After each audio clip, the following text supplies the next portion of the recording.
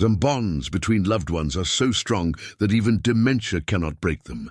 When 5-year-old Junie's grandmother forgot everything else, she still remembered their morning walks along the beach, collecting shells together in the old wicker basket that had been passed down through 3 generations. Now Junie walks alone with her dog Huck, carrying that same weathered basket, its handle worn smooth by countless hands before hers.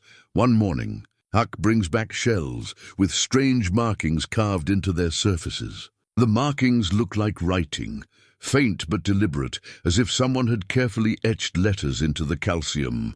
As more shells appear day after day, Junie sees they spell out names and memories that only her grandmother knew. Could her grandmother somehow be sending messages through these mysterious shells from the ocean's depths? What happens when a child's simple beach walk becomes something that defies everything adults believe possible?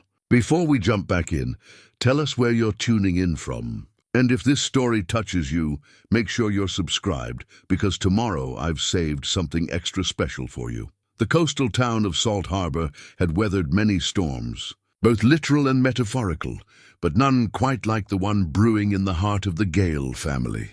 Perched on the rocky cliffs of Maine's eastern shore, the town wore its age with dignity. Weathered shingles on century-old homes, lobster traps stacked like prayers along the harbor, and the constant whisper of waves against granite that had been carved by countless tides.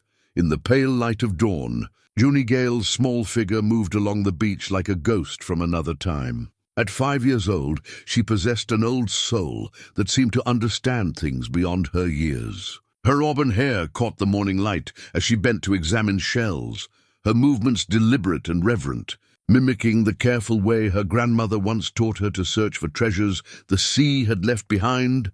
Huck, her golden retriever mix, bounded ahead with the enthusiasm only a young dog could muster. His coat, the color of sea glass mixed with sand, rippled in the salt breeze as he investigated every piece of driftwood and seaweed. But today, something was different about his behavior. Instead of his usual random exploration, he seemed drawn to specific spots along the shoreline, pawing at shells with an almost human-like purpose. The Gale family had lived in the same Victorian house overlooking the harbor for 4 generations. Its white clapboard siding had faded to a soft cream, and the wraparound porch sagged slightly under the weight of decades of coastal weather. Inside, the morning light filtered through lace curtains that Junie's great-grandmother had sewn by hand, casting intricate shadows on hardwood floors, worn smooth by countless footsteps.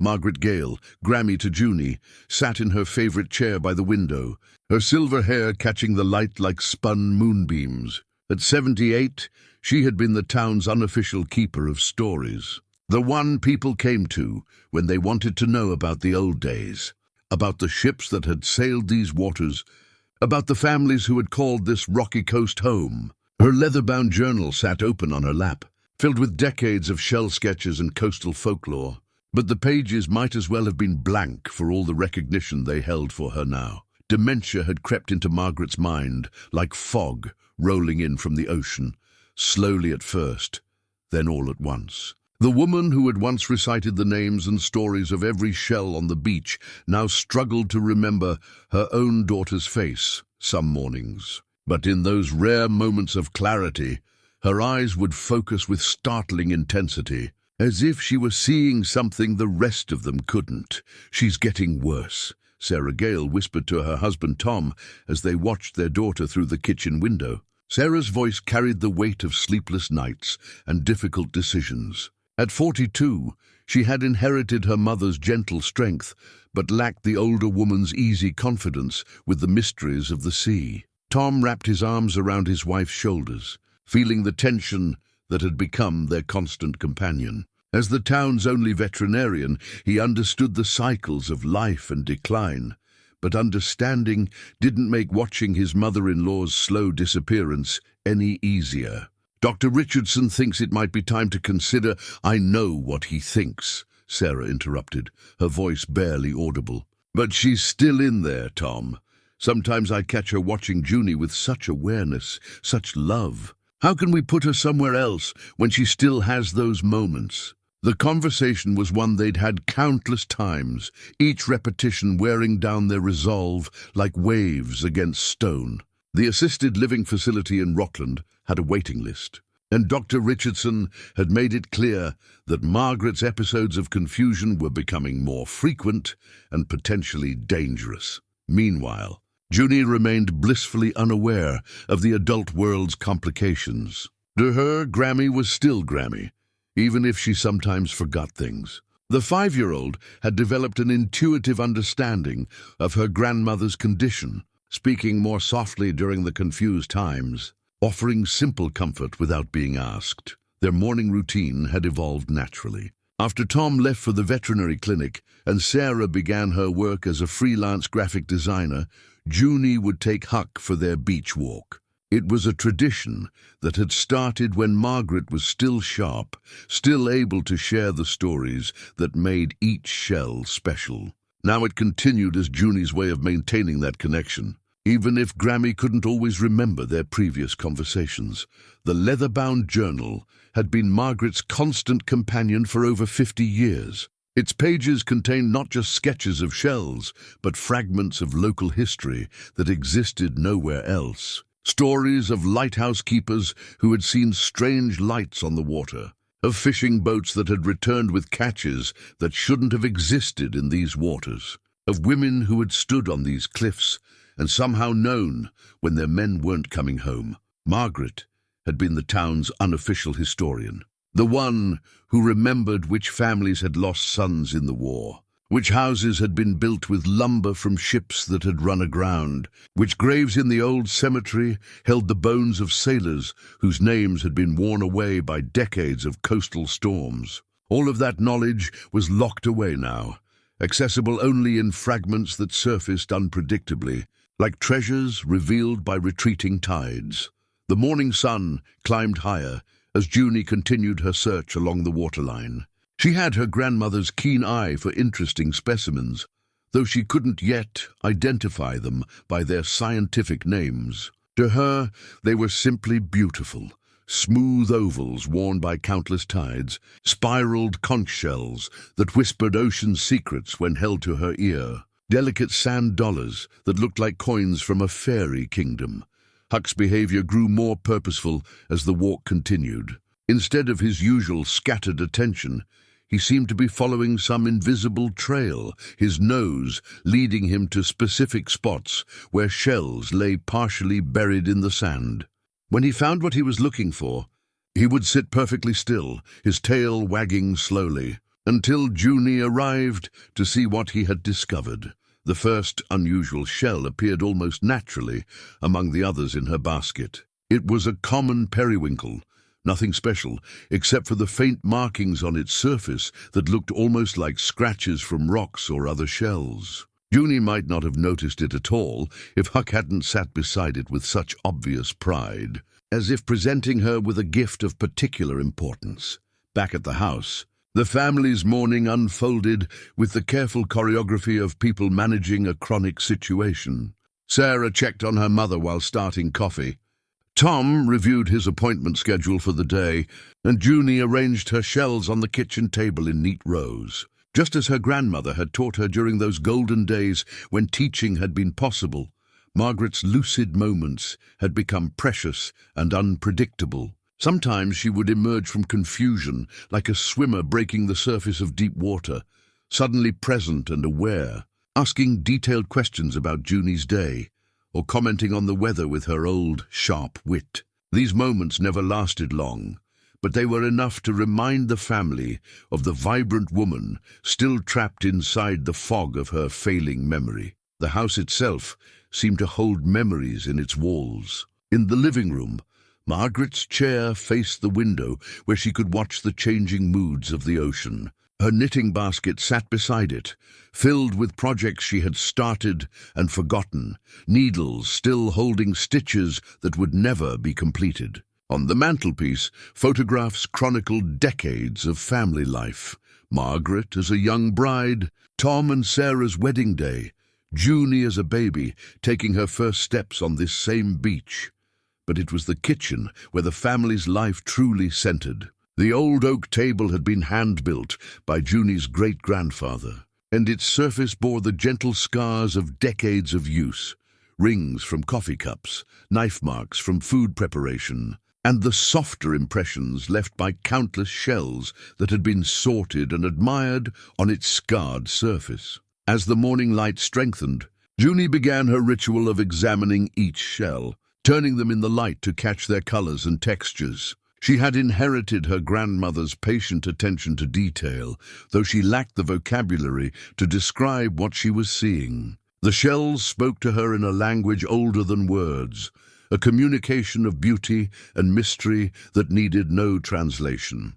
The marked periwinkle shell seemed different from the others in ways that Junie couldn't articulate. When she held it up to the light, the faint scratches on its surface seemed more deliberate than accidental, as if someone had been very careful to create them. She traced the markings with her small finger, feeling ridges and indentations that formed patterns she almost recognized. Margaret stirred in her chair, her eyes focusing with sudden sharpness on the shell in her granddaughter's hand.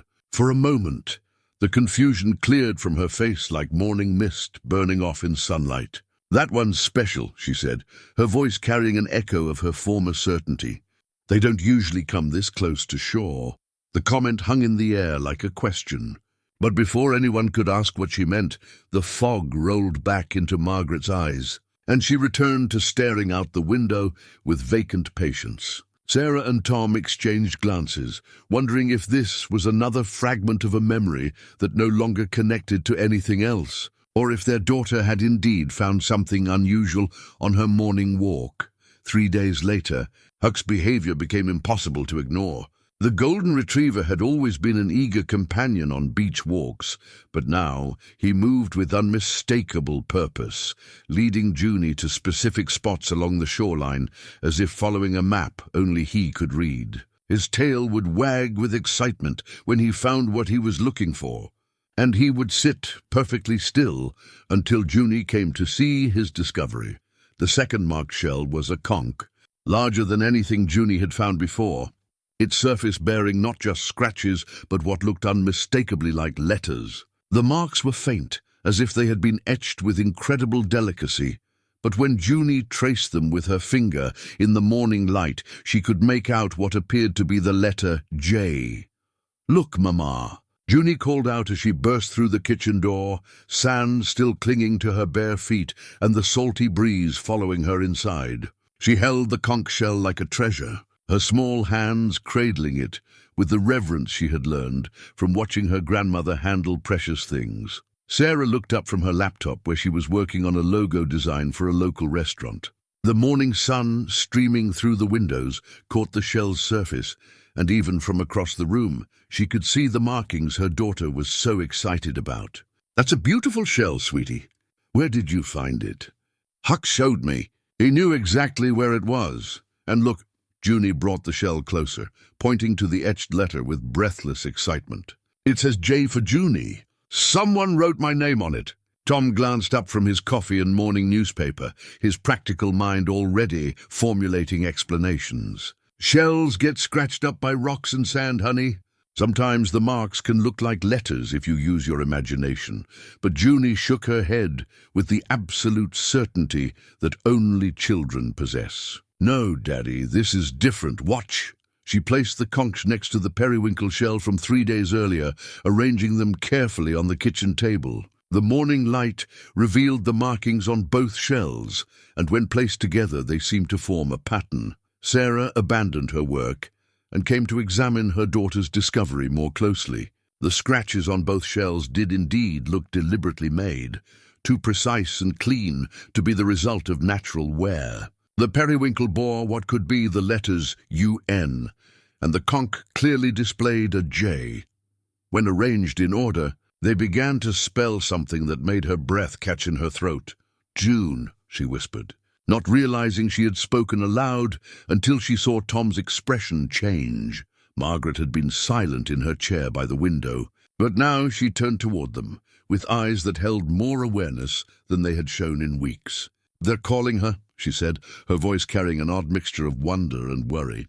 Just like they called me when I was her age. The room fell silent except for the distant sound of waves against the rocks below.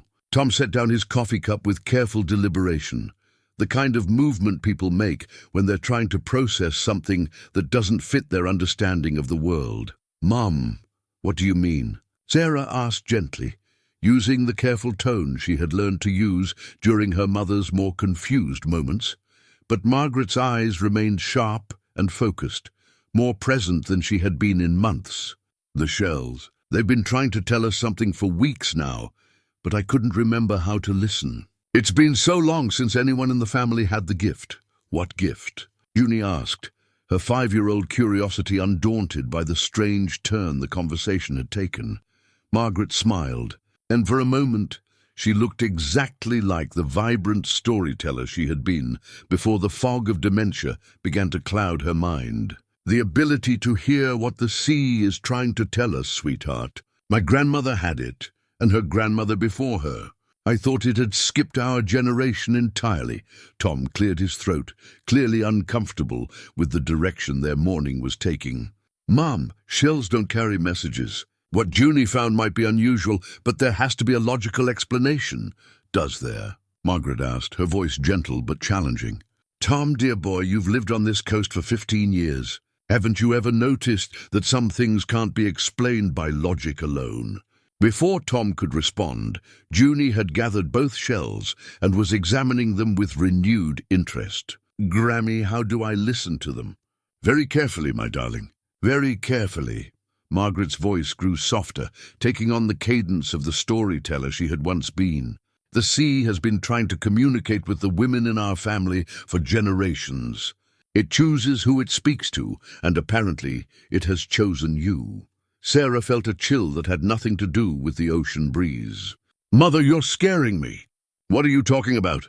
"I'm talking about family history that I should have told you years ago, before my mind started playing tricks on me." Margaret struggled to rise from her chair, and Tom quickly moved to help her. "Sarah, fetch that old journal from my bedroom, the one with the blue cover that I kept hidden in the bottom drawer." As Sarah hurried upstairs, Junie continued to study her shells, turning them in the light and tracing the mysterious markings with her fingertips. Huck sat beside her chair, his tail wagging slowly, as if he approved of the attention being paid to his discoveries. Tom remained skeptical, but curious despite himself. Even if we accept that these markings are deliberate, who could have made them? And how would they have known Junie's name? Margaret's smile held secrets that seemed older than the house around them. "That's what the journal will explain, if my memory serves. Some questions have answers that can't be found in veterinary textbooks." "Tom." Sarah returned with a journal that none of them had seen before, not the familiar leather-bound book filled with shell sketches, but an older volume with a faded blue cover and pages yellow with age. Margaret accepted it with trembling hands, her fingers moving automatically to find a specific section, as if muscle memory could guide her where conscious thought might fail. "This belonged to my grandmother," she said, opening the journal to pages covered in spidery handwriting, interspersed with detailed drawings of shells and coastal scenes. "She documented every instance of what she called sea speech for over 60 years. Junie leaned closer, fascinated by the intricate drawings that seemed to move in the shifting morning light. Some of the shell illustrations looked exactly like the ones in her own collection, right down to the mysterious markings on their surfaces. "According to family records," Margaret continued, her voice growing stronger as she found her storytelling rhythm, "women in our family have been receiving messages through shells for at least 5 generations. The ability seems to skip generations, appearing unpredictably in young girls who have a particular connection to the ocean." "Messages from whom?" Tom asked, his scientific mind struggling to accept what he was hearing, but unable to deny the evidence arranged on his kitchen table. Margaret turned several pages, revealing more drawings and what appeared to be transcriptions of conversations. "That," she said softly, "is where the story becomes complicated. Some believe the messages came from the spirits of sailors lost at sea. Others thought they were communications from family members who had passed on. But my grandmother had a different theory. She pointed to a passage written in careful script. The sea remembers everything, every ship that has sailed these waters, every person who has lived and died within sight of these cliffs, every story that has been told and retold in the houses that face the harbor. Sometimes, when conditions are right, it tries to share those memories with those who have the gift to receive them. Sarah sank into a chair, overwhelmed by the implications of what her mother was suggesting. "You're telling me that Junie is receiving messages from the ocean itself?" "I'm telling you that our family has a history you never knew about," Margaret replied gently. "But that history is repeating itself through your daughter." Junie looked up from the shells, her young face serious with the weight of important things she didn't quite understand. "Grammy, what does the sea want to tell me?" Margaret's eyes filled with tears, whether from the effort of staying lucid or from the emotions stirred by her granddaughter's question. None of them could tell. "I don't know yet, sweetheart, but based on this journal, when the shells start coming, it means something important is about to happen. Something that requires the attention of someone who can listen to what others cannot hear. The implications settled over the family like a blanket, comfortable and unsettling at the same time." Tom struggled with his need for logical explanations, while Sarah found herself remembering childhood moments when her mother had seemed to know things she shouldn't have been able to know. Storms that were coming before the weather reports predicted them, phone calls from relatives before they rang, a general awareness of the ocean's moods that had always seemed like intuition rather than something more mysterious. As if summoned by their conversation, Huck suddenly stood and moved to the door, his tail wagging with the same purposeful excitement that had marked his recent behavior on the beach. "He wants to go back out," Junie observed, already moving to follow her canine companion. "Maybe we should all go," Margaret said, surprising everyone with her suggestion. "If the sea is trying to tell us something, perhaps it's time we listened properly." The town library stood like a fortress of weathered brick on Main Street, its Victorian architecture a testament to Salt Harbor's more prosperous days, when the fishing industry brought wealth to these shores. Inside, the smell of old books mixed with the faint salt air that seemed to permeate everything in the coastal town, creating an atmosphere that felt both comforting and mysterious. Junie pushed through the heavy oak doors with determination, Huck trotting beside her despite the "No Dogs" sign that had been posted for as long as anyone could remember. Somehow the golden retriever had become an accepted part of the library's daily routine, as if even the most rule-conscious residents understood that he and Junie were a team that shouldn't be separated. Behind the circulation desk, Eleanor Hartwell looked up from her cataloguing with the kind of smile that had welcomed 3 generations of Salt Harbor children. At 74, she had been the town librarian for over 40 years, and her memory of local history rivaled that of any written record. Her silver hair was pulled back in a neat bun, and her reading glasses hung from a chain that had been a gift from her late husband. "Good morning, Junie, dear," Eleanor said warmly. "And hello to you too, Huck. I see you're both up early today." Junie approached the desk with the directness that children use when they have important business to conduct. In her small hands, she carried a cloth bag containing her growing collection of marked shells, their surfaces now numbering 6 in total. Each bore clear letter markings that, when arranged properly, spelled out her full name Juniegle, Mrs. Hartwell. "I need to find out about shells that have writing on them," Junie announced, placing her bag carefully on the counter. "Grammy says there are stories about them in the old books." Eleanor's expression shifted from casual interest to focused attention as Junie revealed her collection. The librarian had known Margaret Gale since childhood, and she remembered the older woman's reputation for knowing things about the coast that couldn't be found in any official record. "May I see them, dear?" Eleanor asked gently, extending her hands with the careful reverence that librarians reserve for truly interesting discoveries. One by one, Junie placed the shells on the counter, arranging them in the order Huck had found them. Under the library's bright fluorescent lights, the etched letters were clearly visible. Their precision and deliberate spacing impossible to dismiss as natural phenomena. Eleanor examined each shell with the methodical attention she brought to cataloguing rare manuscripts. Her fingers traced the markings, feeling their depth and consistency, while her mind raced through decades of local folklore and historical accounts that she had filed away in the organized corners of her memory. "These are quite remarkable," she murmured, more to herself than to Junie. "The lettering is too precise to be accidental, and the shells themselves are all from species that typically don't wash up on our beaches at this time of year.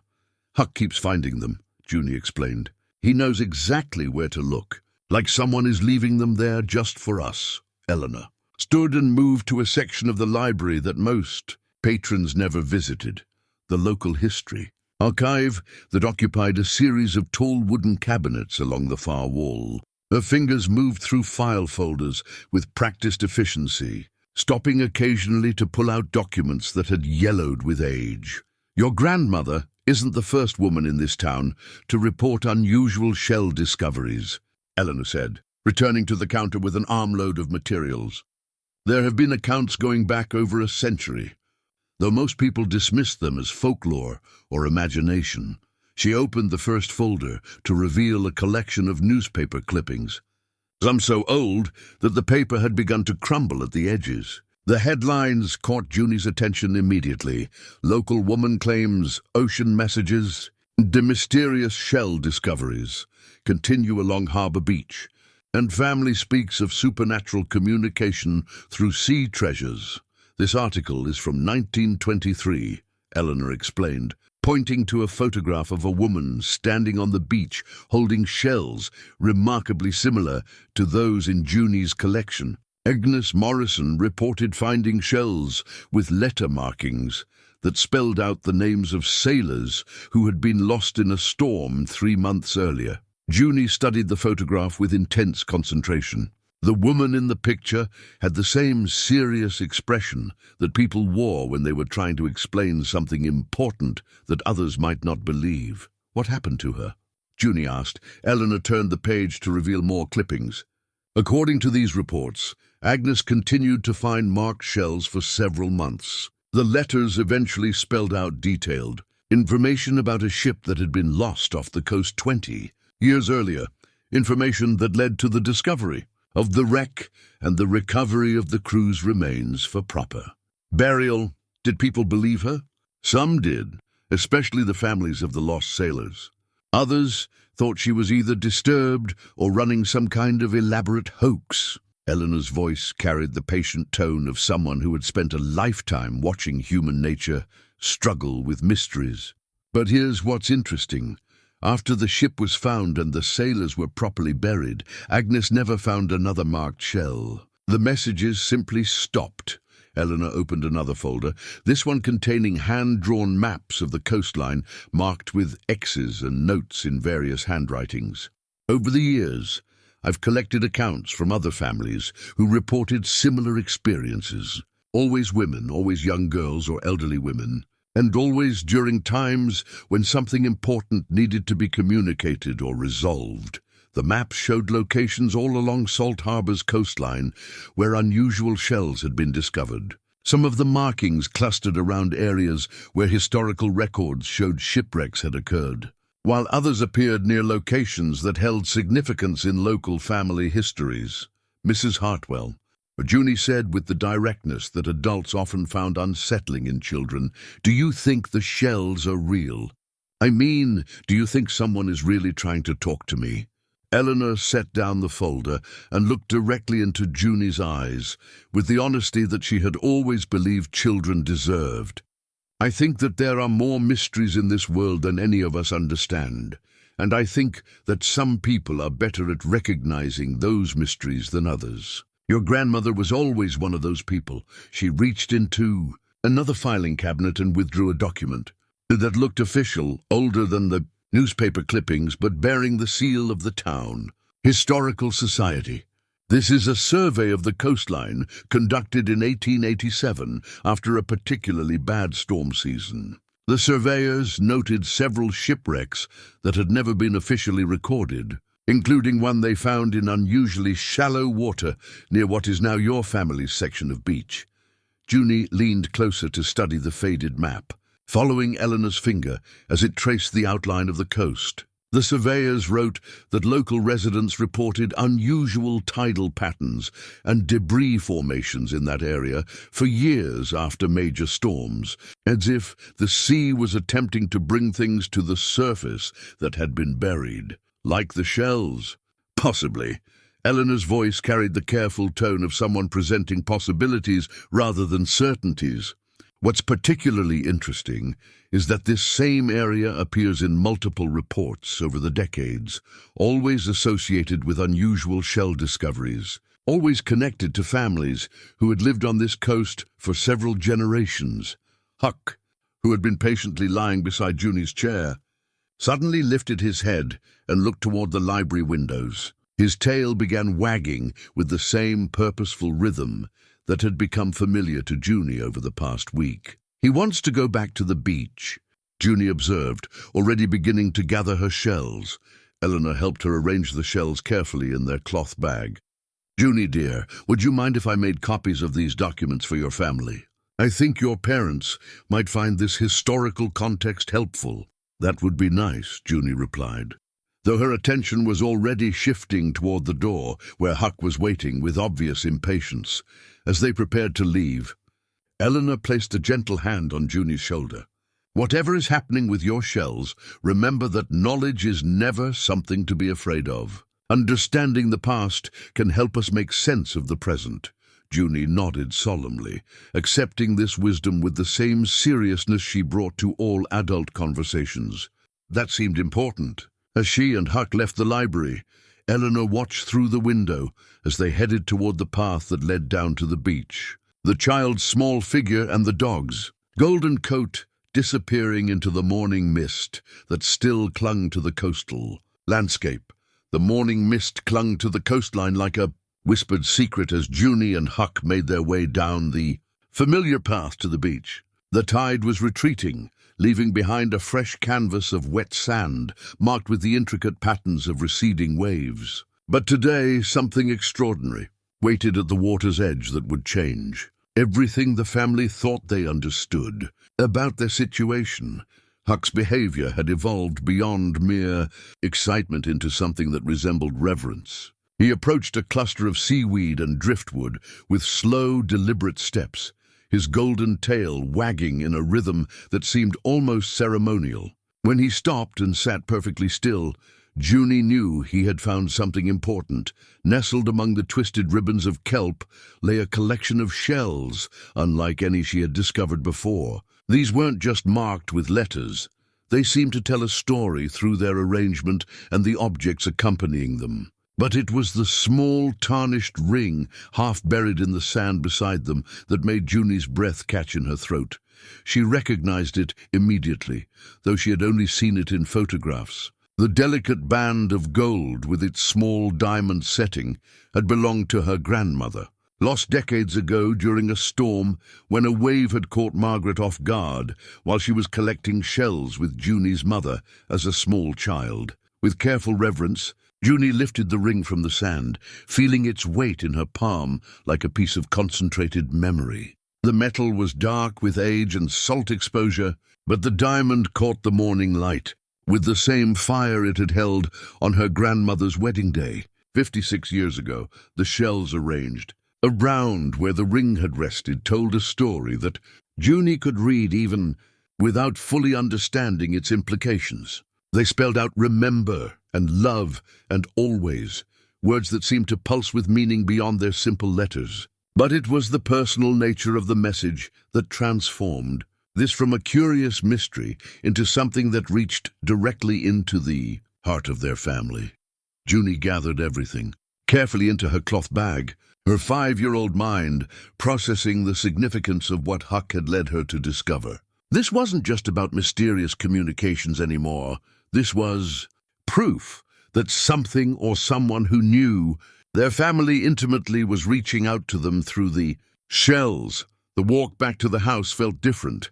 weighted with the importance of what she carried. Huck trotted beside her with obvious satisfaction, as if he understood that his role as messenger had reached a new level of significance.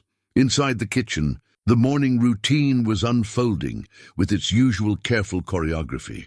Tom was reviewing patient files for the day, while Sarah worked on her laptop, both of them moving around Margaret with the practiced efficiency of people who had learned to manage a household that included someone whose needs were unpredictable. Margaret sat in her usual chair, but today her eyes held the sharp awareness that had become increasingly rare. When Junie entered with her bag of shells, the older woman turned toward her granddaughter with an expression of expectant attention. "Grammy," Junie said softly, approaching her grandmother's chair with the solemnity the moment seemed to require. "I found something that belongs to you." She placed the tarnished ring in Margaret's palm, watching as recognition flickered across the older woman's features like sunlight breaking through clouds. For a moment, the fog of dementia lifted completely, and Margaret's eyes filled with tears of perfect clarity. "My wedding ring," she whispered, her voice carrying wonder and disbelief in equal measure. "I thought it was lost forever." Sarah looked up from her laptop, her attention caught by the emotion in her mother's voice. When she saw the ring in Margaret's hands, she abandoned her work entirely and moved to kneel beside her mother's chair. "How is this possible?" Sarah asked, though her voice suggested she already suspected the answer. "The shells brought it," Margaret said simply, her lucidity holding steady as she examined the ring with eyes that suddenly seemed decades younger. "Just like they brought the messages." Tom joined them, his skepticism warring with the evidence of something he couldn't explain away. "That ring has been lost in the ocean for over 30 years, even if a storm had somehow dislodged it from wherever it settled." "What are the odds?" "The odds don't matter," Margaret interrupted gently, slipping the ring onto her finger where it settled as if it had never been away. "What matters is that someone wanted me to have it back, and they used Junie to make sure it found its way home." Junie arranged the new shells on the kitchen table beside the others, and the expanded message became clear to all of them. The sea, or whatever force was working through, it wasn't just communicating with Junie, it was reaching out to the entire family with messages of continuity and connection that transcended the limitations of Margaret's failing memory. "There's more," Margaret said, her voice taking on the storytelling cadence that had once made her the unofficial keeper of local history. "The ring isn't just jewelry. It was my grandmother's before it was mine. The same grandmother who wrote about the shell messages in that blue journal." She turned the ring on her finger, and they could all see that the band was inscribed with words too small to read with the naked eye. "She told me once that the ring had been blessed by someone who understood the old ways of listening to the sea. I thought it was just family folklore, but now what?" Sarah asked, though she seemed almost afraid to hear the answer. "Now I think the ring was meant to come back at this particular time. To this particular person." Margaret gestured toward Junie with eyes that held more awareness than they had shown in months. "The sea doesn't just communicate randomly. When it chooses someone to receive its messages, there's always a reason." Junie studied the shells with renewed attention, trying to understand what else they might be telling her. The arrangement seemed to form not just words, but patterns, as if the placement of each shell was as important as the letters carved into their surfaces. "Grammy, what do you think it wants me to do?" she asked with the directness that had always characterized her approach to important questions. Margaret's smile held layers of meaning that spoke to family history stretching back generations. "I think it wants you to remember something that our family has forgotten, sweetheart. Something about who we are and why we've lived on this coast for so many generations." The implications of her words settled over the kitchen like morning fog, bringing with them questions that none of them had thought to ask before. Why had their family remained in Salt Harbor when so many others had moved away as the fishing industry declined? What had kept generation after generation of Gale women tied to this particular stretch of coastline? Sarah found herself remembering childhood moments that had seemed insignificant at the time. Her mother's uncanny ability to predict storms before they appeared on weather reports. The way Margaret had always seemed to know which days would be good for finding shells. The stories she had told about their ancestors that had seemed like fairy tales, but now took on the weight of family history. "Mother, what aren't you telling us?" Sarah asked gently, settling into the chair beside Margaret with the patience that had become second nature over the past difficult months. Margaret's eyes remained clear and focused, as if the presence of her wedding ring had somehow anchored her consciousness in the present moment. "I'm telling you that our family has a responsibility that I was too proud and too modern to pass on to you when you were Junie's age. I thought the old ways were superstition, something that belonged to a simpler time when people needed folklore to explain what science couldn't." She turned to look directly at her granddaughter, who was still arranging shells with the careful attention that had become ritual. "But science can't explain everything. And some responsibilities are too important to abandon just because they don't fit modern thinking." Tom cleared his throat, struggling with concepts that challenged everything his veterinary training had taught him about cause and effect. "What kind of responsibility are we talking about?" "The responsibility to listen," Margaret said simply, "to pay attention to what the sea is trying to tell us, and to act on that information when action is needed." Before anyone could ask for clarification, Huck suddenly stood and moved to the kitchen door, his tail wagging with the same purposeful excitement that had marked all his recent beach discoveries. But this time, his attention was focused not on the path to the beach, but on the driveway, where the sound of tires on gravel announced the arrival of an unexpected visitor.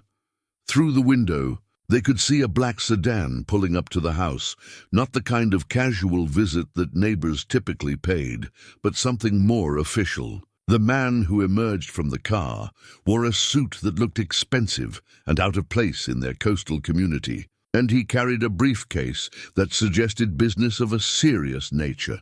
"Are we expecting anyone?" Tom asked, already moving toward the front door, with the wariness that homeowners develop when strangers arrive unannounced. Margaret's expression shifted, her momentary clarity clouding with concern.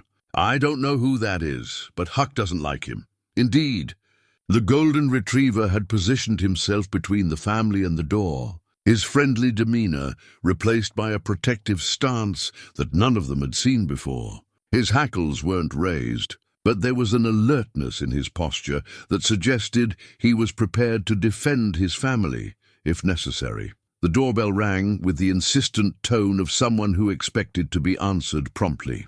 Tom opened the door to reveal a man in his 50s with graying hair and the kind of smile that salespeople use when they want something specific. "Good morning," the stranger said, extending a business card.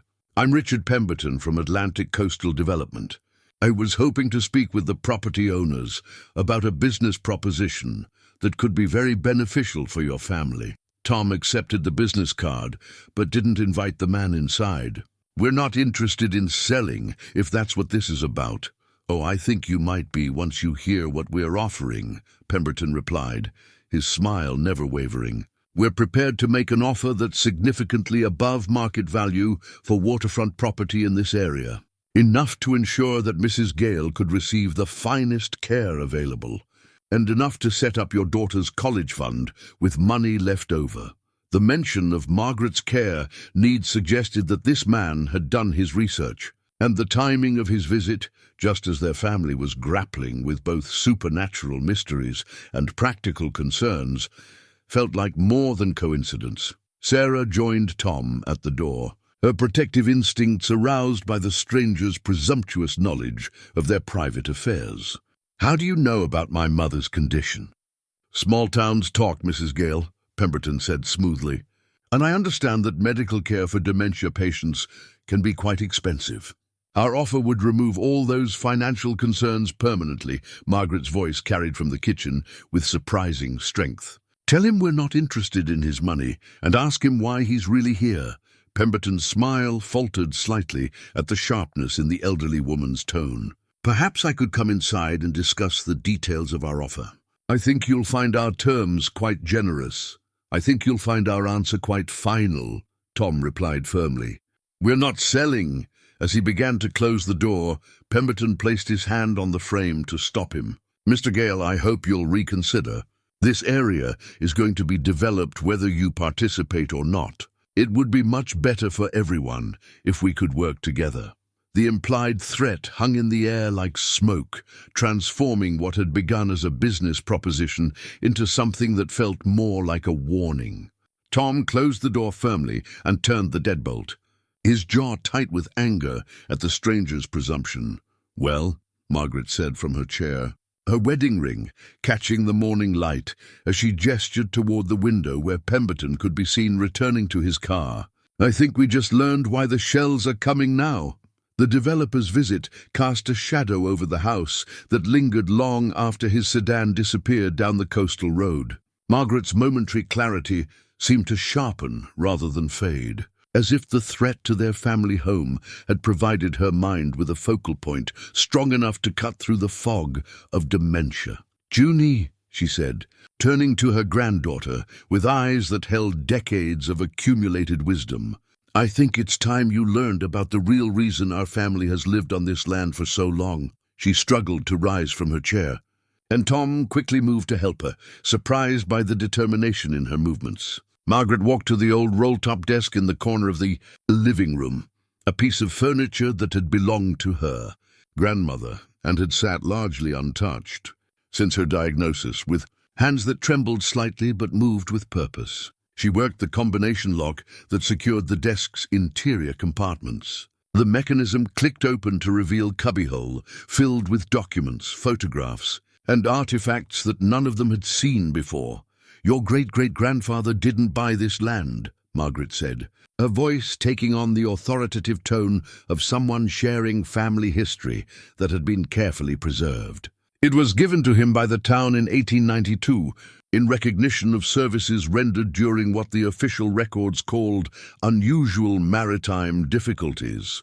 She withdrew a leather portfolio tied with a faded ribbon and brought it to the kitchen table, where Junie's shells were still arranged in their meaningful patterns. The portfolio contained documents written in the careful copperplate handwriting of another era, along with photographs that showed the coastline as it had appeared over a century ago. What kind of services? Sarah asked, leaning closer to examine the yellowed papers.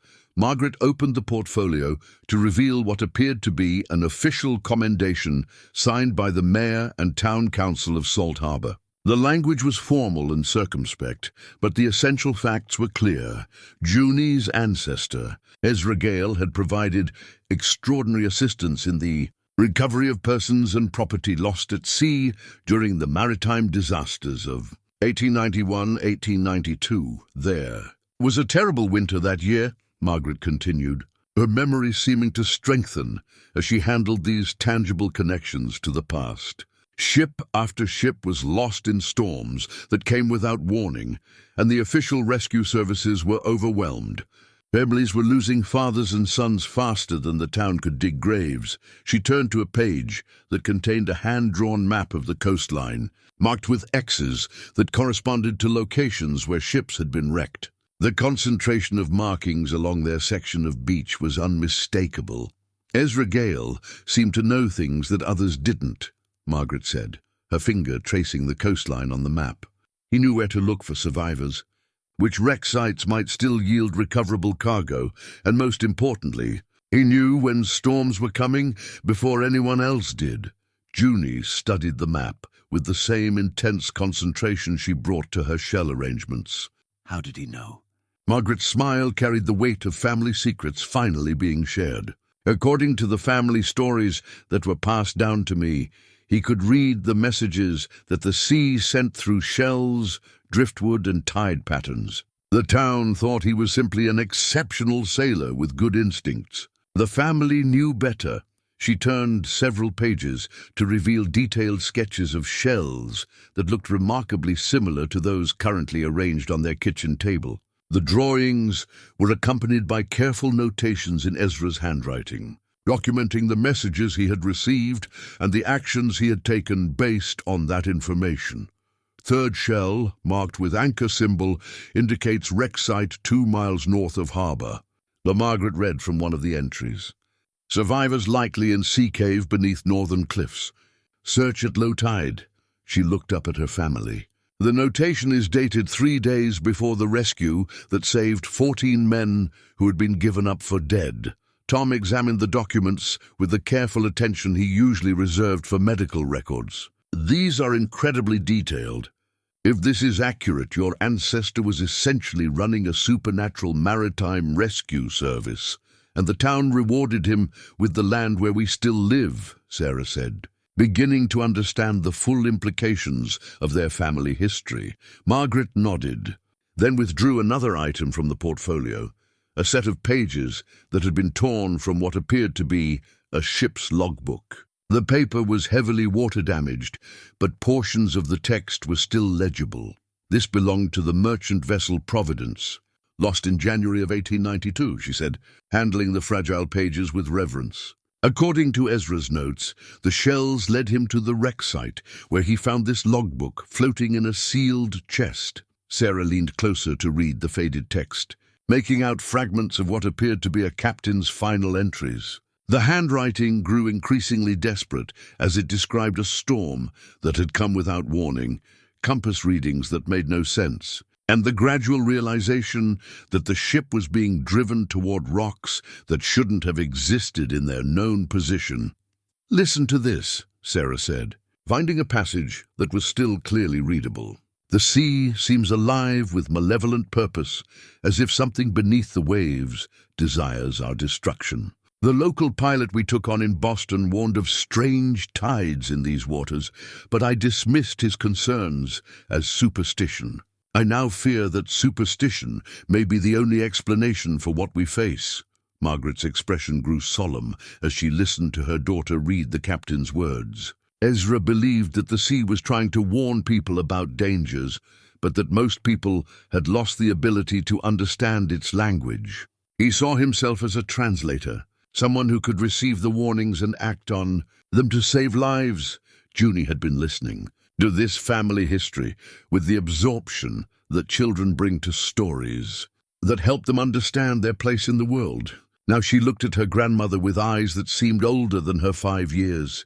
"Grammy, is that what I'm supposed to do? Help people like great-great-grandfather did?" Margaret reached over to stroke her granddaughter's hair with infinite gentleness. "I think the sea will tell you what it needs from you, sweetheart. But based on our family history, it only chooses people who have both the ability to listen and the courage to act on what they hear. And the courage to keep the family land," Tom added, his practical mind now understanding why the developer's visit had felt so threatening. "This isn't just about property value.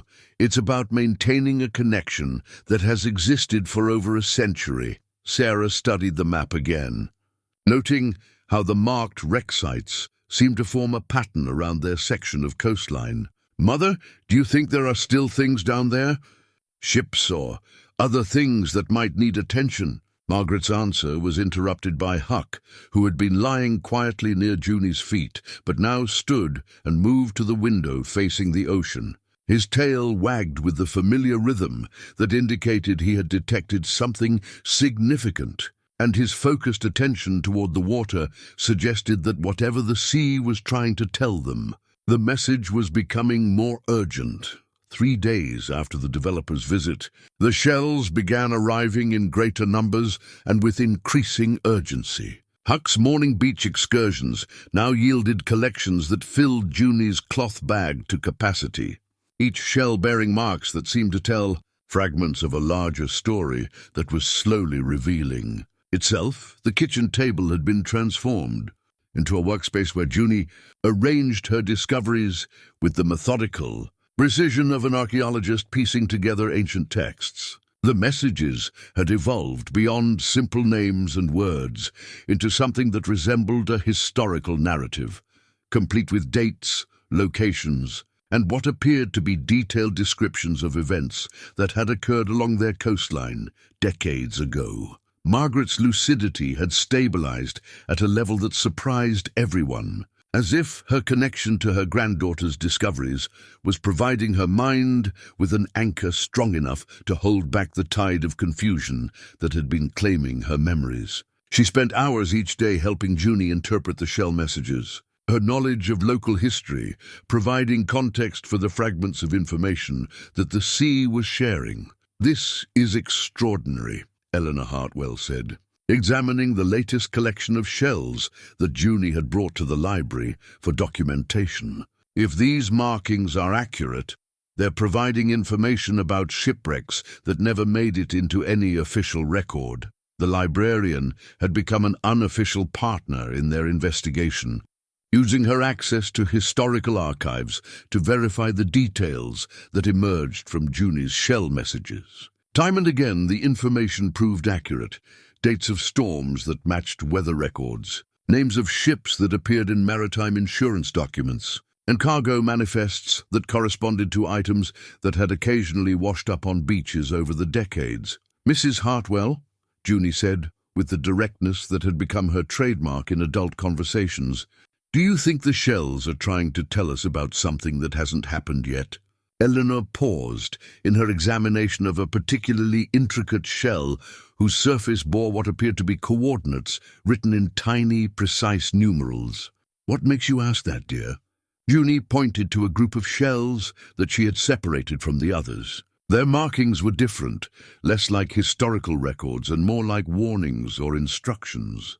The letters spelled out phrases like "soon" and "danger" and "protect," while the accompanying symbols seemed to indicate specific locations along the coastline. "Huck gets more excited when he finds these ones," Junie explained. "Like they're more important than the story shells." Margaret leaned forward in her wheelchair, a recent necessity that she had accepted with surprising grace, to study the warning shells more closely. "During my grandmother's time, the shell messages sometimes included information about future events. She used to say that time moved differently underwater and that the sea could sometimes see around corners that the rest of us couldn't." "What kind of future events?" Sarah asked, though her voice suggested she wasn't certain she wanted to know the answer. "Storms, mainly. Sometimes accidents that could be prevented if people were warned in time." Margaret's finger traced the coordinates etched into one of the shells. "But according to family stories, the sea only shared that kind of information when something particularly significant was about to happen." Eleanor had been quiet while she cross-referenced the coordinates with her collection of coastal maps. Now she looked up with an expression that mixed excitement with concern. "These coordinates correspond to a location about 2 miles offshore, where no shipwreck has ever been officially recorded." She spread a detailed nautical chart across the library table, pointing to a spot where the depth readings indicated a sudden drop-off in the ocean floor. "But look at this. The depth changes dramatically in that area, creating exactly the kind of underwater terrain where ships could be lost and never found." Tom studied the chart with the analytical approach he brought to veterinary diagnoses. "If there is something down there, why would it matter now? Whatever happened would have been decades ago." Margaret's answer carried the weight of family history that stretched back generations. "Because some things that are buried at sea don't stay buried. Strong storms can shift sand and sediment, bringing old wrecks to the surface or moving them into shallower water where they become hazards to navigation." As if summoned by her words, the sound of thunder rolled across the harbor, despite the fact that the morning had dawned clear and calm. Through the library windows, they could see clouds gathering on the horizon with the unnatural speed that sometimes characterized coastal weather systems. "That wasn't in the forecast," Eleanor observed, consulting the weather app on her phone. "The prediction called for sunny skies all week." Huck, who had been patiently lying beside Junie's chair, suddenly stood and moved to the window. His attention was focused on the harbor, where fishing boats were preparing for their daily runs, their crews apparently unaware of the approaching storm system.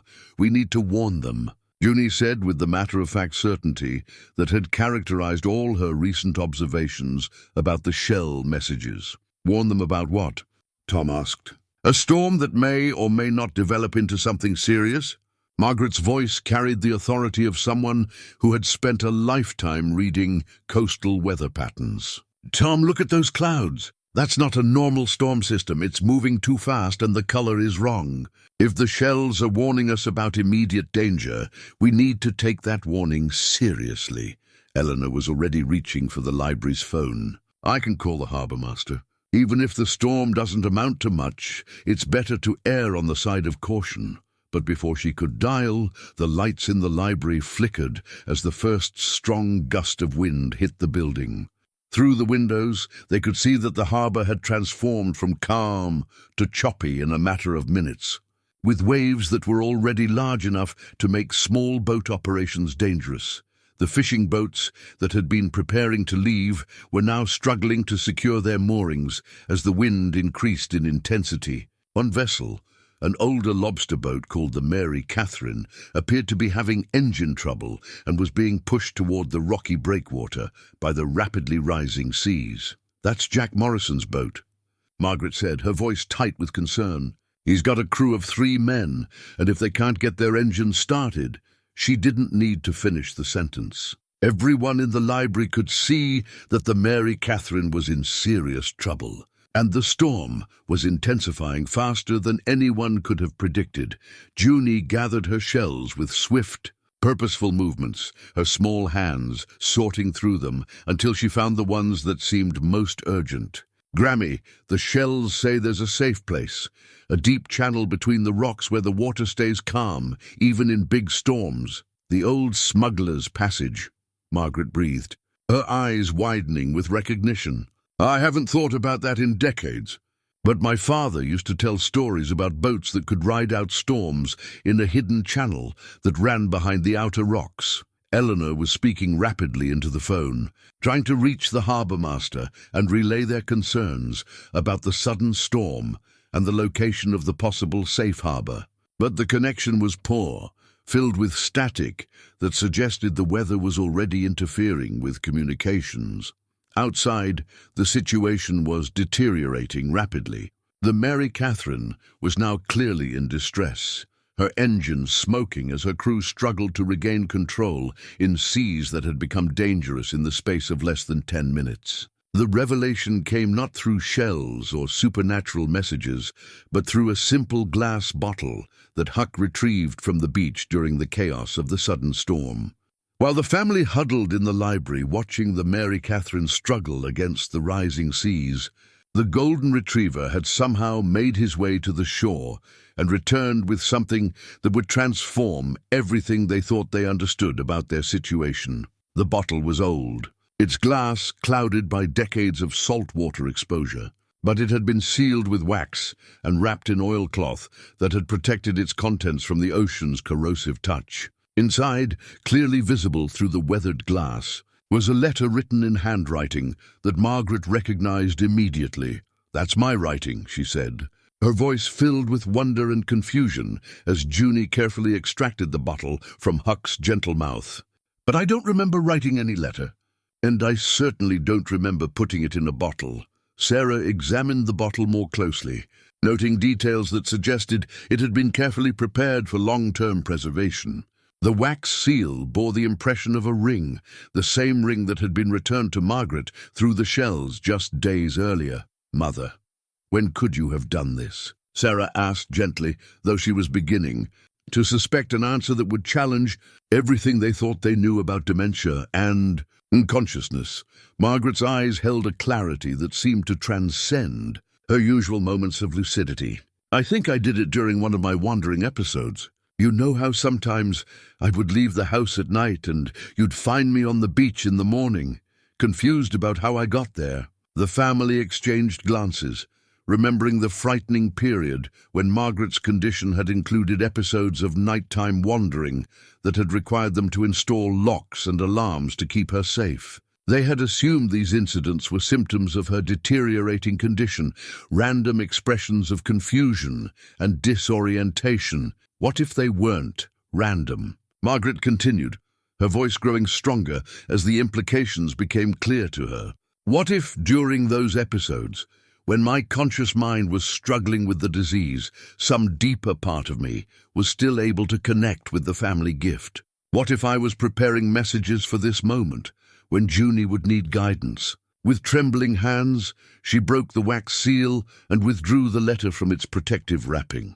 The paper was heavy stock, chosen to withstand moisture, and the ink was the permanent type used for important documents. Most remarkably, the handwriting was clear and purposeful, nothing like the increasingly shaky script that had characterized Margaret's attempts at writing in recent months. Sarah read the letter aloud, her voice growing more amazed with each sentence.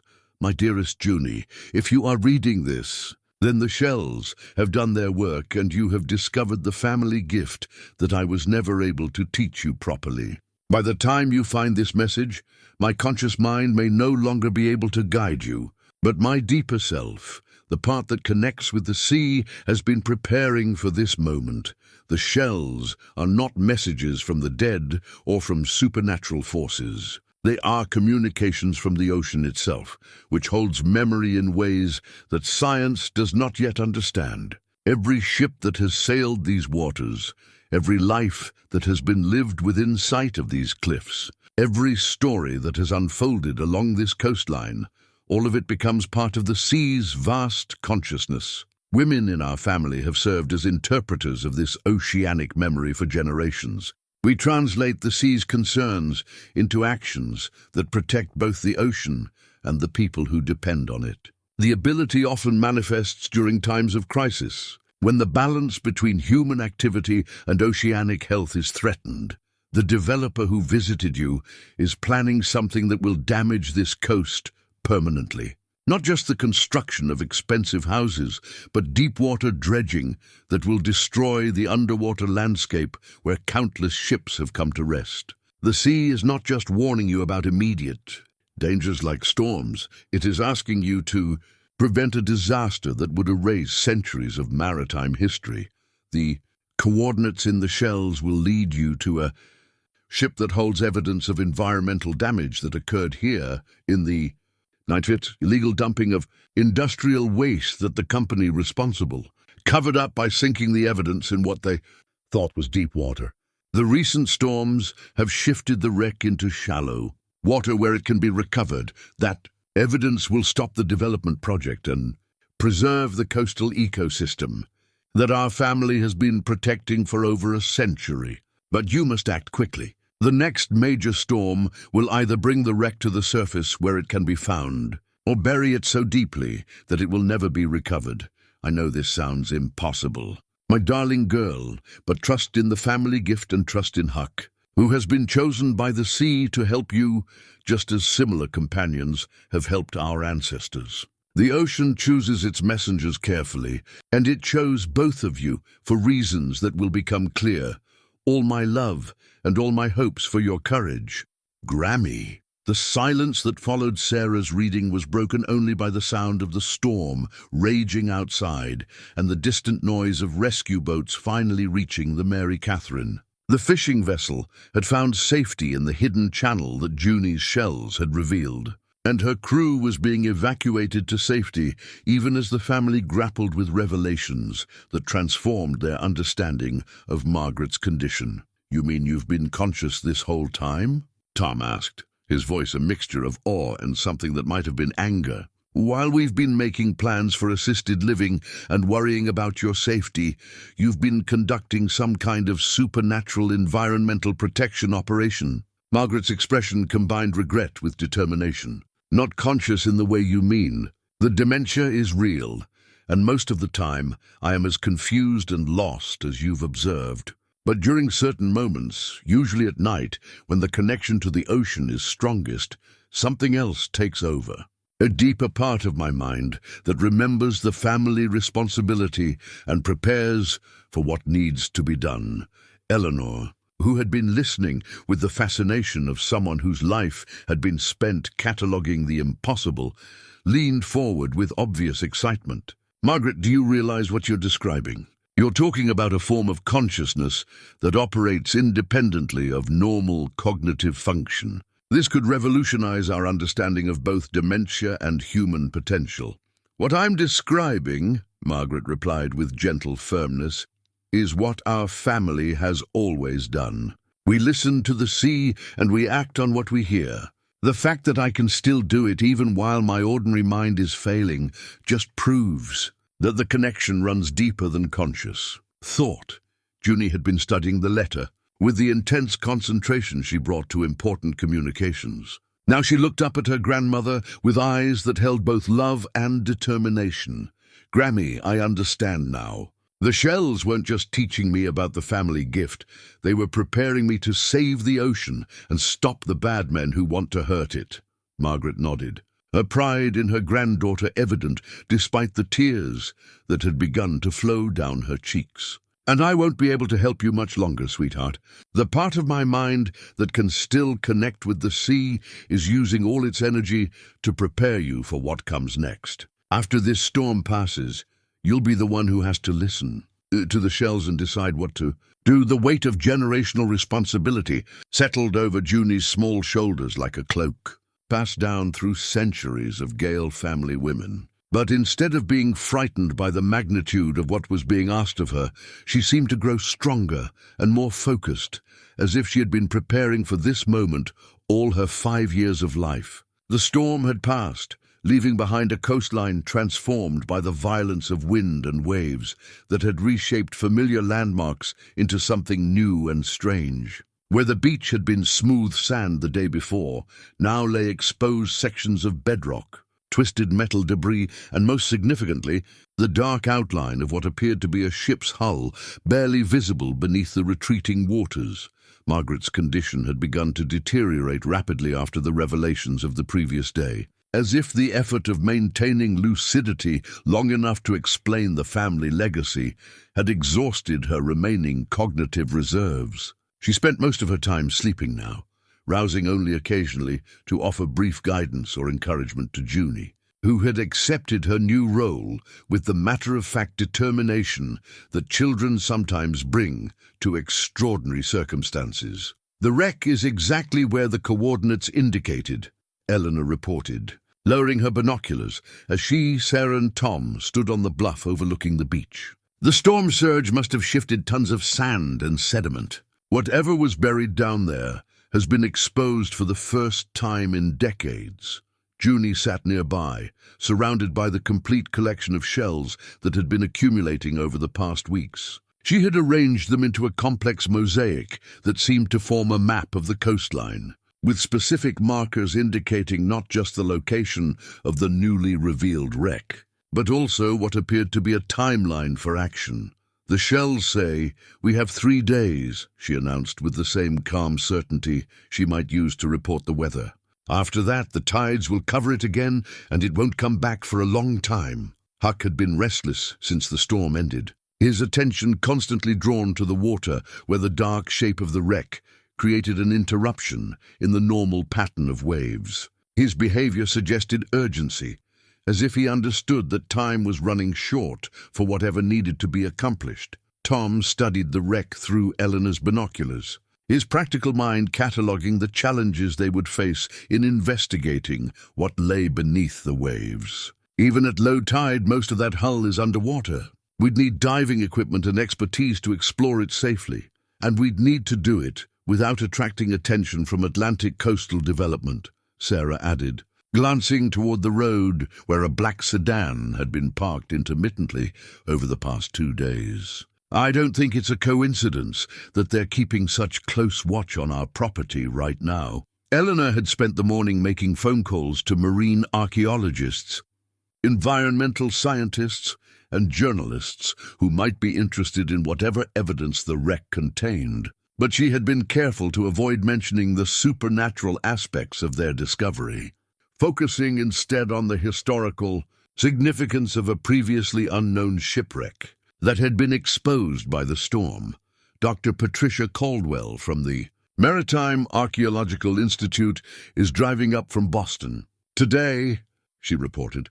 She specializes in industrial-era wrecks, and she's bringing underwater equipment that will let us document whatever we find without having to bring in a full diving operation. Margaret stirred from her afternoon nap, her eyes focusing with the effort that had become familiar to her family. "Junie, sweetheart, come here." Her granddaughter approached with the reverence that children instinctively show to elderly relatives who are clearly declining. Margaret's hand, still wearing the wedding ring that had been returned through the shells, trembled as she reached for Junie's face. "The shells will guide you to the right part of the ship," she whispered, her voice barely audible but filled with urgency. "Look for the captain's cabin. That's where they stored the documents that prove what the company was dumping in our waters." "What company, Grammy?" "Meridian Chemical. They had contracts with the government during the Cold War, producing materials that were supposed to make the country safer." Margaret's smile held decades of accumulated sadness. Instead, they poisoned the ocean and covered it up by sinking the evidence where they thought no one would ever find it. She struggled to sit up straighter, drawing on reserves of strength that seemed to come from somewhere beyond her failing body. "The papers in that ship will show that they knew their waste was killing marine life and contaminating the water supply. They sank the ship to hide the evidence and claimed it was lost in a storm." "How do you know all this?" Sarah asked gently, though she suspected she already knew the answer. "Because the sea remembers everything, and it's been waiting 70 years for someone who could listen to help it reveal the truth." Margaret's eyes moved to the window where the wreck was visible as a dark smudge against the blue-grey water. The company that dumped the waste became part of a larger corporation that eventually became Atlantic Coastal Development. They want this land not just for expensive houses, but to make sure that wreck stays buried forever. The implications of her words settled over the family like a weight that made the air in the room feel heavier.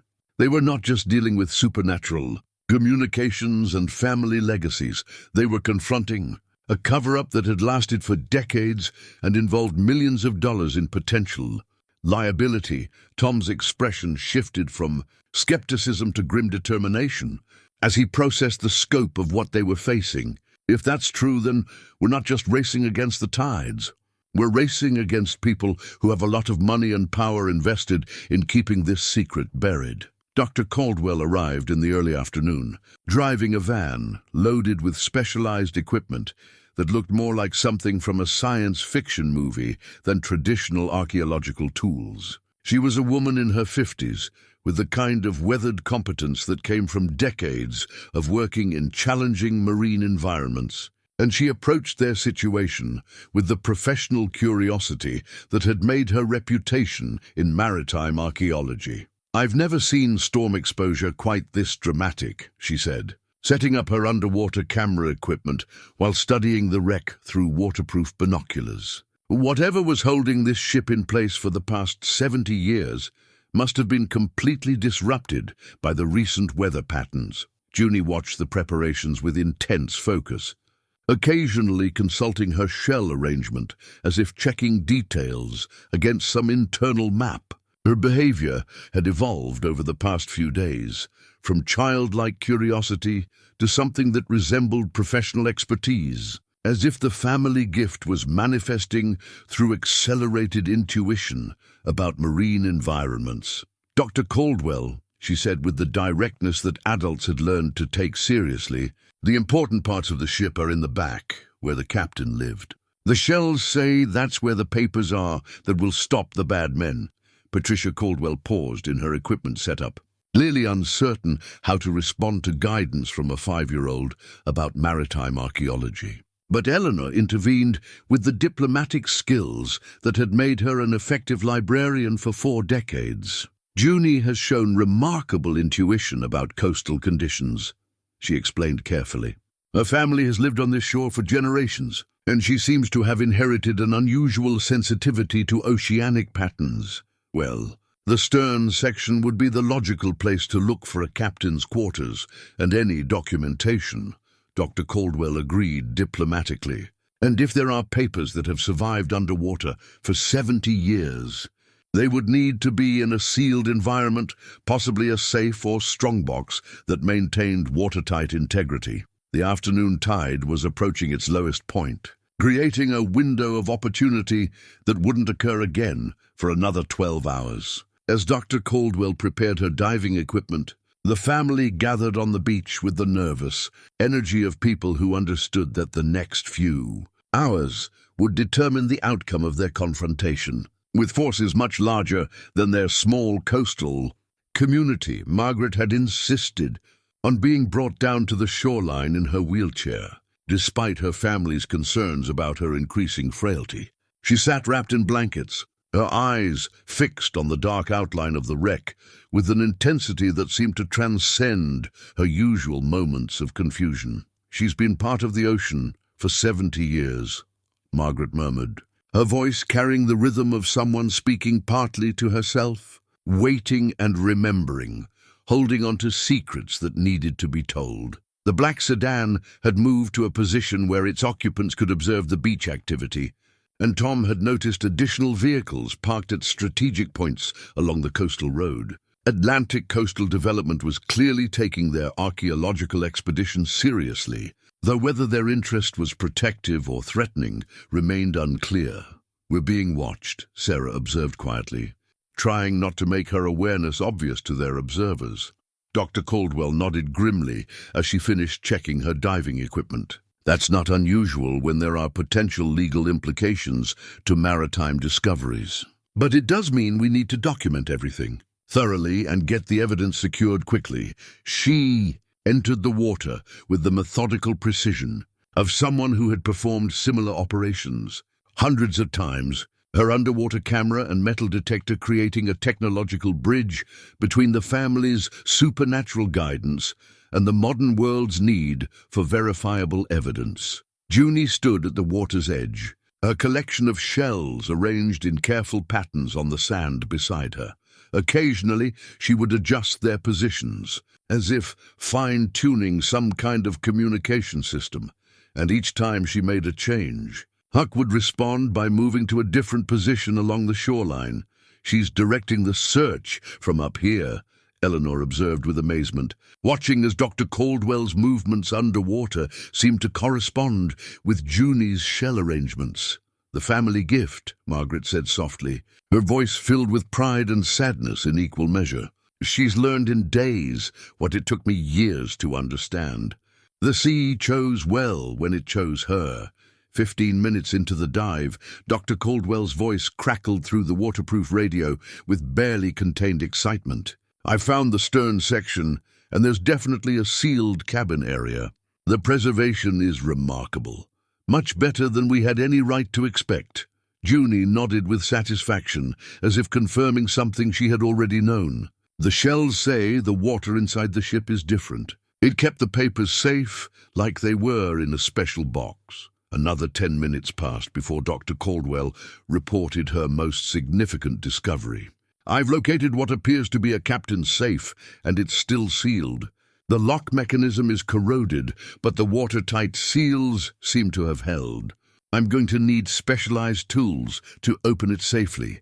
Tom glanced toward the black sedan, whose occupants had gotten out of their vehicle and were now standing openly on the road, no longer pretending to be casual observers. "How long will that take?" "With the right equipment, maybe an hour. But I'll need to surface and get different tools from my van." Margaret's voice cut through their planning with unexpected strength. "There isn't time for that.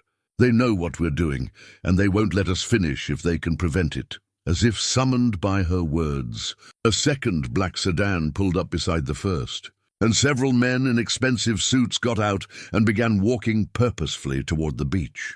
Their body language suggested they had moved beyond observation into active intervention. "Junie," Margaret called to her granddaughter with urgent affection, "sometimes the sea provides more than guidance. Sometimes it provides what we need to succeed. Ask the shells what else they can tell you." Junie knelt beside her shell arrangement, her small hands moving among the pieces with the confidence of someone consulting a familiar reference work. After a moment, she selected 3 shells that seemed identical to the others, but whose surfaces bore markings too faint for the adults to see clearly. "The shells say the safe opens if you press the right numbers," she announced, holding up the 3 shells like a code key. "The same numbers that are on the old papers in Grammy's desk," Sarah understood immediately. "The coordinates from great-great-grandfather's maritime rescue records." Junie, you're brilliant. Dr. Caldwell's voice came through the radio with professional excitement, overriding the urgency of their situation. I can try that combination. Give me the numbers. As Eleanor relayed the coordinates that had appeared in their family's historical documents, the men from the black sedans reached the beach and began approaching their group with obvious purpose. The confrontation that had been building for days was about to begin, and everything would depend on whether Dr. Caldwell could extract the evidence they needed before Atlantic. Coastal development could stop them, Margaret's, and found Junie's with trembling but determined fingers. Whatever happens next, sweetheart, remember that the sea chose you because you have the courage to do what's right. Trust in that, and trust in the gift that has been passed down through our family for generations.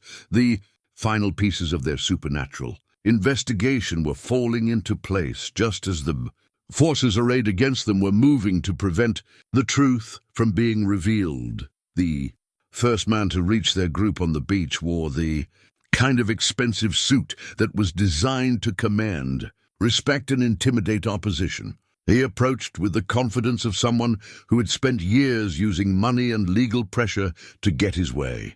But his expression suggested he hadn't expected to find a professional archaeological operation already in progress. I'm James Whitfield, legal counsel for Atlantic Coastal Development, he announced, his voice carrying the authority that came with representing significant corporate interests.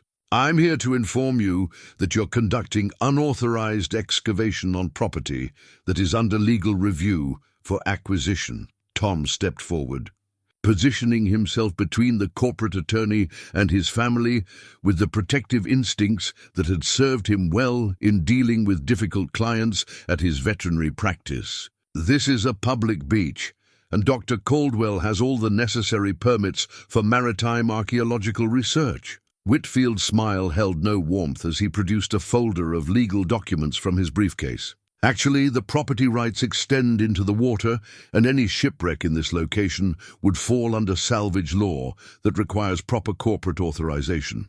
I'm going to have to ask you to cease your activities immediately. Eleanor moved to Tom's side with the quiet authority that had made her an effective advocate for library patrons over 4 decades of public service. Mr. Whitfield, I'm familiar with maritime law in this state, and archaeological research takes precedence over commercial salvage rights. Dr. Caldwell's work is being conducted under university auspices with full state approval, not when the wreck contains materials that pose potential environmental hazards. Whitfield replied smoothly, clearly prepared for legal challenges to his position. Our preliminary surveys indicate that this vessel may contain substances that require specialized handling by certified hazardous materials contractors. Junie looked up from her shell arrangement with the kind of direct gaze that made adults uncomfortable when it came from someone so young. You mean the poison that your company put in the water and tried to hide? The corporate attorney's composure flickered for just a moment, revealing surprise that this 5-year-old child knew details that should have been buried, along with the evidence they were trying to protect. He recovered quickly, but not before everyone present had seen his momentary loss of control. Margaret's voice carried from her wheelchair with unexpected strength, cutting through the legal posturing with the authority of someone who had lived long enough to see through most forms of official deception. Mr. Whitfield, your company has been trying to cover up industrial dumping for 70 years. The only hazardous materials in that wreck are the documents that prove what Meridian Chemical did to our waters. Before Whitfield could respond, Dr. Caldwell's voice crackled through the radio with barely contained excitement. The safe is open. I've got waterproof containers with what appears to be extensive documentation, shipping manifests, chemical composition reports, correspondence with government officials. This is exactly what we were hoping to find. The corporate attorney's expression shifted from professional confidence to barely concealed desperation. Dr. Caldwell, I'm ordering you to cease your activities immediately. Any materials you remove from that wreck site without proper authorization will be considered theft of corporate property. Actually, Dr. Caldwell's voice replied through the radio, maritime law is quite clear about archaeological finds in public waters. These documents are being removed under proper research protocols and will be transferred to appropriate authorities for analysis. Whitfield turned to the other men who had accompanied him, his gesture clearly indicating that legal intimidation had failed and other measures were being considered. The men began moving to positions that would allow them to prevent Dr. Caldwell from reaching shore with her discoveries. Sarah stepped protectively closer to Junie, her maternal instincts aroused by the escalating tension and the implicit threats being made against their family. Tom, I think we should call the police. Already done, Eleanor said quietly, showing them her phone. Harbor Patrol is on their way, along with a representative from the State Archaeological Commission. This situation is about to become very public, and I don't think Atlantic coastal development wants that kind of attention. Junie had been watching the confrontation with the serious attention she brought to all adult conflicts that might affect her family. Now she turned back to her shells, selecting one that bore markings too complex for the adults to decipher quickly. The shells say, "Dr. Caldwell needs to hurry," she announced with matter-of-fact urgency. The tide is changing, and the bad men are going to try to stop her from coming back to shore. As if her words were prophetic, the sound of boat engines could be heard approaching from the harbor, not the official vessels they were expecting from Harbor Patrol, but private boats that were moving with obvious purpose toward the dive site. Margaret struggled to rise from her wheelchair, supported by Tom, as she stood to face the corporate representatives with dignity that transcended her physical frailty. Gentlemen, you are about to make a very serious mistake. This community has been protecting this coastline for over a century, and we're not about to let you destroy it to hide your company's crimes. Mrs. Gale, you're suffering from dementia, Whitfield said with calculated cruelty designed to undermine her credibility. No court will consider testimony from someone in your condition to be reliable evidence, but Margaret's eyes held the clarity that had been growing, stronger as the supernatural aspects of their investigation had intensified, as if her connection to the family gift was providing her with cognitive resources that her disease couldn't touch. My condition doesn't affect my ability to read legal documents, Mr. Whitfield, and it certainly doesn't prevent me from recognizing criminal conspiracy when I see it. She gestured toward the water where Dr. Caldwell was now clearly visible, swimming toward shore with waterproof containers that held the evidence they had been seeking. Those documents will show that your company knew they were dumping materials that would contaminate this ecosystem for generations. The only reason you want this land is to make sure that evidence stays buried. The boats from the harbor were now close enough for their occupants to be clearly visible, not harbor patrol or archaeological officials, but men whose expensive equipment and professional movements suggested they were private. Security contractors hired to prevent exactly the kind of discovery that was now taking place. Junie placed her hand on her grandmother's arm with the gentle touch that children use when they sense adults are in distress. Grammy, the shells say everything is going to be okay. The sea has been waiting a long time to tell its story, and now people are finally going to listen. Her words carried a calm certainty that seemed to strengthen everyone present, as if her connection to the family gift was providing assurance that transcended the immediate dangers they were facing. The arrival of Harbor Patrol changed the dynamic on the beach in ways that no amount of corporate legal maneuvering could counteract. The official vessel cut through the water between Dr. Caldwell and the private boats, its presence immediately establishing the kind of legal authority that even well-funded corporate interests had to respect. Captain Robert Hayes had been patrolling these waters for over 20 years, and he approached the situation with the practical wisdom of someone who had seen every kind of maritime dispute that could occur along the Maine coast. His radio crackled with reports from the State Archaeological Commission, confirming that Dr. Caldwell's research was fully authorized and that any interference with her work would constitute a criminal offense. Mr. Whitfield, Captain Hayes announced as he directed his crew to escort Dr. Caldwell safely to shore. "I'm going to need to see documentation for those private vessels that were approaching the dive site. Operating boats in restricted archaeological waters requires specific permits." The corporate attorney's expression shifted as he realized that his position had been completely undermined by the arrival of legitimate authority.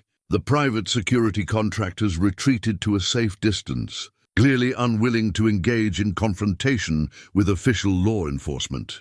Dr. Caldwell reached shore with her waterproof containers intact, her professional excitement overriding the exhaustion of working in challenging underwater conditions. As she emerged from the water, she held up the sealed cases that contained decades of buried evidence with the triumph of someone who had made the archaeological discovery of a lifetime. "The preservation is remarkable," she announced to the assembled group, her voice carrying professional amazement. The ship's safe contained not just documents, but photographs, chemical samples, and correspondence that documents industrial dumping on a scale that I've never seen before.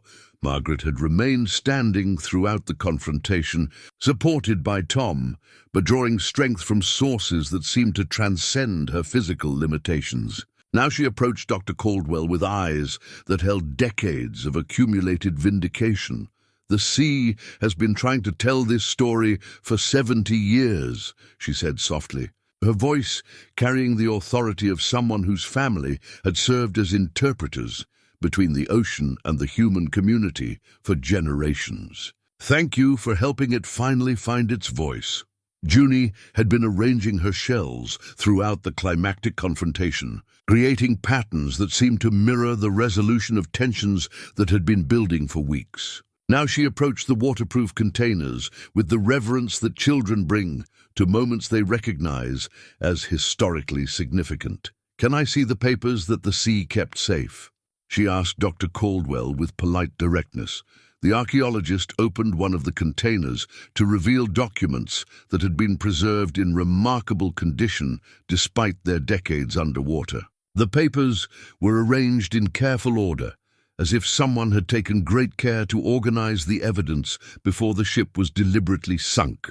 The top document was a memorandum dated 1953, bearing the letterhead of Meridian Chemical Company and addressed to government officials whose names were still recognizable to anyone familiar with Cold War industrial policy. The content was damning in its casual discussion of waste disposal methods that the authors clearly knew were dangerous. According to this correspondence, Dr. Caldwell said as she carefully photographed each document, Meridian Chemical was contracted to produce materials for weapons testing, but they were also dumping byproducts directly into coastal waters while reporting to federal officials that the waste was being safely processed. Eleanor leaned closer to examine the documents with the scholarly attention she had brought to decades of historical research.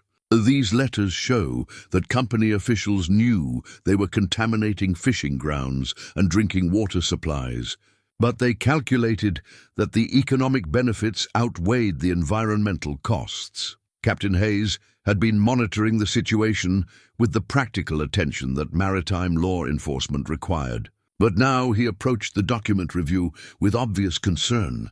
"Dr. Caldwell, are you saying that this evidence documents criminal environmental violations that occurred over 70 years ago?" "I'm saying that this evidence documents environmental violations that are still affecting water quality today," she replied grimly. "Industrial chemicals like these don't break down naturally. They accumulate in sediments and work their way up through the food chain. This contamination has been poisoning marine life in these waters for 3 generations. Whitfield made one final attempt to control the situation, approaching with legal documents that he clearly hoped would provide some kind of emergency injunction against the release of information that could destroy his client's development plans. "Captain Hayes, I have a court order requiring that any materials recovered from this site be held in secure custody pending environmental safety review. These documents cannot be made public until proper authorities have verified that they don't pose hazards to public health." But Margaret stepped forward with the dignity that came from a lifetime of watching corporate interests try to override community concerns. In her hand, she held a perfect sand dollar that had somehow appeared among Junie's shell collection during the morning's activities. A final message from the sea that seemed to pulse with its own internal light. "Mr. Whitfield," she said with quiet authority that silenced everyone present, "the sea has been waiting 70 years to tell this story. Your company buried the evidence once, but the ocean remembers everything, and it doesn't forget crimes committed against it." As she spoke, a gentle breeze began to blow across the beach, carrying with it the sound of waves that seemed to whisper in harmonies older than human memory.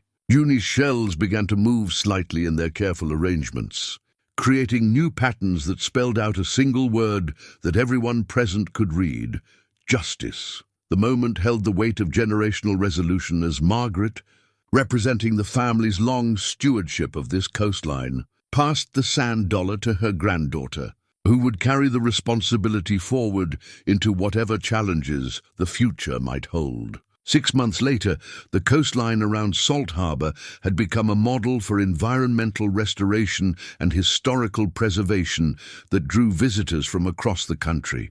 The evidence recovered from the Meridian chemical wreck had not only stopped Atlantic Coastal Development's plans, but had also triggered a federal investigation that resulted in the largest environmental cleanup project in Maine's history.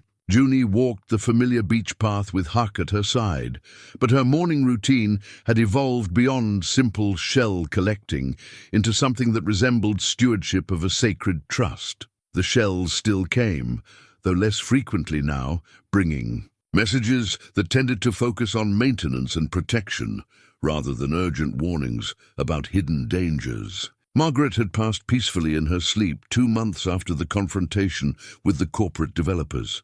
Her final lucid moments spent teaching Junie how to arrange shells in patterns that would help her communicate with the ocean's vast consciousness. The family had buried her in the small cemetery overlooking the harbor, where her grave commanded a view of the waters she had protected for so many decades.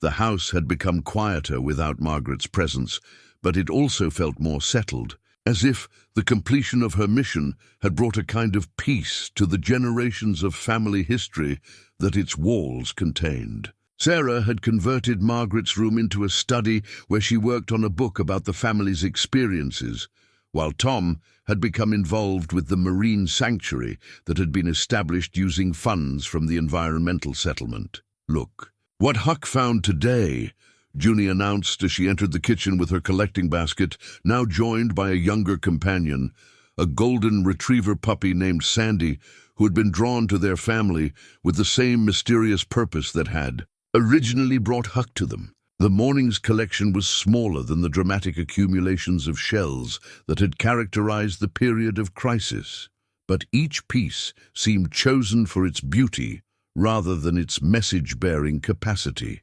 Junie arranged them on the kitchen table with the careful attention that had become her trademark, creating patterns that spoke of harmony rather than urgency.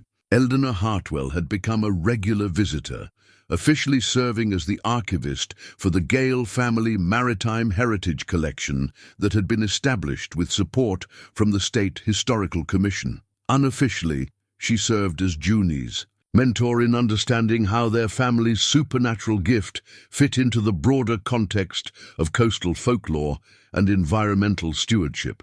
"The shells are different now," Junie observed to Eleanor as they catalogued the morning's finds. "They're not trying to tell me about problems anymore. They're just saying thank you." Eleanor smiled with the satisfaction of someone whose lifelong dedication to preserving local history had been vindicated in ways she could never have imagined. "I think that's because the biggest problem has been solved, dear.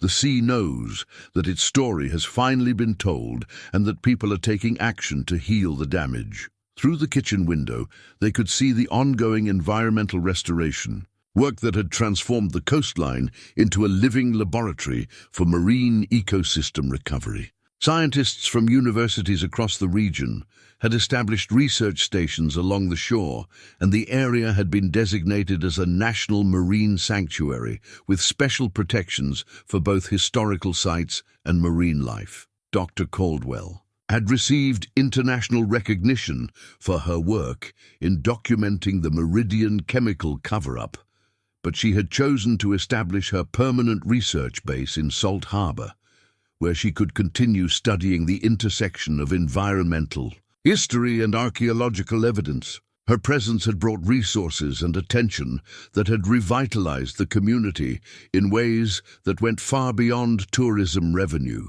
Dr. Caldwell says they've cleaned up almost all the chemical contamination, Junie reported with the pride that children feel when adult projects they care about succeed. And the fish are coming back in numbers that nobody has seen since Grammy was little. The truth was more complex than a 5-year-old could fully understand, but the essence of her observation was accurate. The marine ecosystem that had been damaged by decades of industrial pollution was showing remarkable resilience once the source of contamination had been removed and proper restoration measures had been implemented. Sarah looked up from her laptop, where she was working on the final chapters of her book, watching her daughter arrange shells with the same careful attention that Margaret had brought to the task for over 70 years. The family gift had passed successfully to a new generation, but it had also evolved to meet the needs of a different era. Junie, what do you think Grammy would say about all the changes that have happened since she died? Sarah asked gently. Junie considered the question with the seriousness she brought to all matters involving her grandmother's memory. I think she would say that the sea is happy because people are finally listening to its stories. And I think she would say that it's my job now to make sure they keep listening. As if summoned by her words, both Huck and Sandy moved to the door with the purposeful attention that indicated they had detected something significant. But instead of the urgent excitement that had characterized their behavior during the period of crisis, their movements suggested anticipation rather than alarm. Outside, the morning tide was bringing in a collection of shells that seemed to glow with their own internal light, not marked with messages or warnings, but simply beautiful in ways that spoke to the restored health of waters that had been poisoned for generations. Junie gathered her collecting basket and headed for the door with her canine companions, ready to receive whatever gifts the sea might choose to share. As she walked toward the beach, the sound of waves against the shore seemed to carry harmonies that spoke of gratitude, continuity, and the endless cycle of tides that connected past, present, and future in rhythms older than human memory. The story that had begun with a child's simple beach walk had become something much larger, a testament to the power of listening to voices that others couldn't hear, and to the courage required to act on that knowledge, even when doing so challenged the most powerful interests in society. But at its heart, it remained what it had always been, a story about love between generations and about the responsibilities that such love creates for those who inherit the gifts of their ancestors. Behind them, the house that had sheltered 5 generations of Gale family women stood ready to welcome whatever challenges and mysteries the future might bring, its windows reflecting the morning light off waters that had finally found their voice.